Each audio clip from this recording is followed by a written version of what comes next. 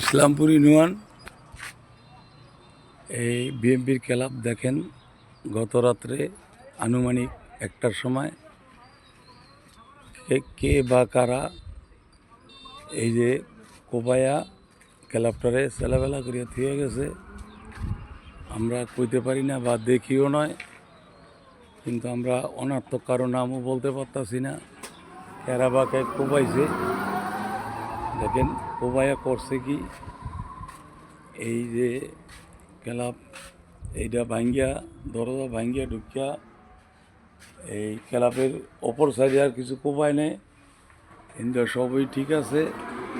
এই টিপিটারে ভাঙ্গিয়া থুয়ে গেছে হাতুর দিয়ে পিটাইয়া। এই যে দেখেন হাতুর দিয়ে পিটাইয়া ভাঙছে। হাতুরের একটা আমানত, এই যে হাতুরের ডান্ডা ভাঙ্গিয়া গেছে, টিভির উপরে পিটান দিছে, এই যে আমানতরা রাখিয়া গেছে।